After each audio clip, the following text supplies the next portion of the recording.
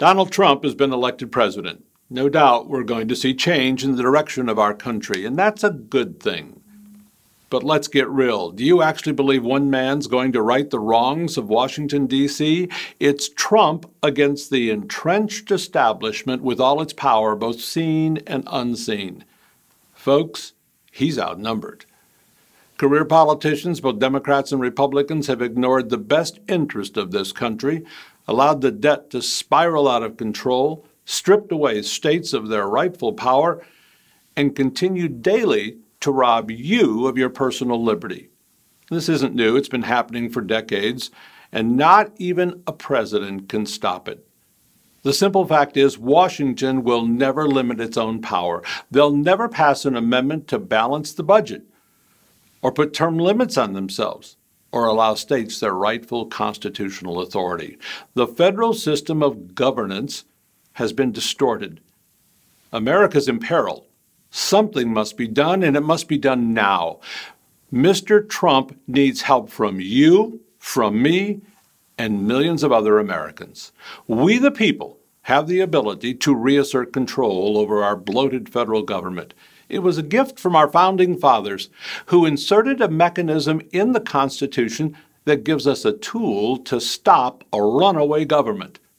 Article 5 of the Constitution explains if 2/3 of the states submit an application to Congress, Congress must call a convention of states for the purpose of proposing amendments to the Constitution.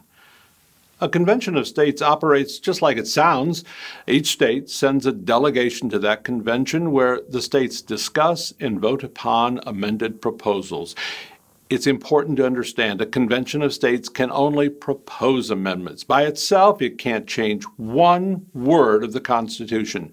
Each amendment proposal must be sent to the states then for ratification, which requires the agreement of 3/4 of the states. That's 38 states. That'll take a lot of agreement among a lot of states. Recently, legislators from all 50 states gathered in colonial Williamsburg, Virginia, for a simulated convention of states, and I was privileged to participate in that. One constitutional scholar said, "The events at Williamsburg will be remembered as a turning point in history. The spirit of liberty and self-governance has been reignited," he said. The Article 5 Convention of States simulation was a meeting of the very serious-minded in which proposed constitutional amendments were debated and carefully crafted. Ultimately, the commissioners proposed 6 amendments, proposals that would place tangible limits on the federal government. Had time allowed, there would have been additional proposed amendments, but at the actual Convention of States, it's expected that deliberations may take several months. When the convention adjourned, noted constitutional professor Rob Natelson said, "The verdict is in. The process works."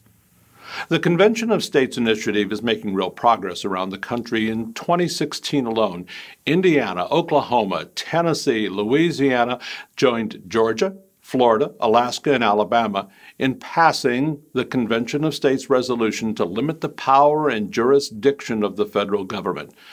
The COS resolution has been passed by 18 state houses and 11 state senates. In all, 34 states are needed to call that convention.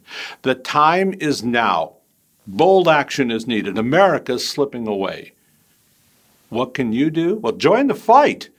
Demand that your state representative and senator support the Convention of States legislation.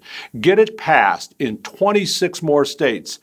And President Trump won't be standing alone in trying to turn back this nation and back from the brink that it's about to go over. The Founding Fathers knew this might happen. Article 5 of the Constitution gives the states the power to stop a runaway federal government. A convention of states to amend the Constitution. It's the only solution as big as the problem. It's time to stand up, speak up, and show up. Join us at conventionofstates.com.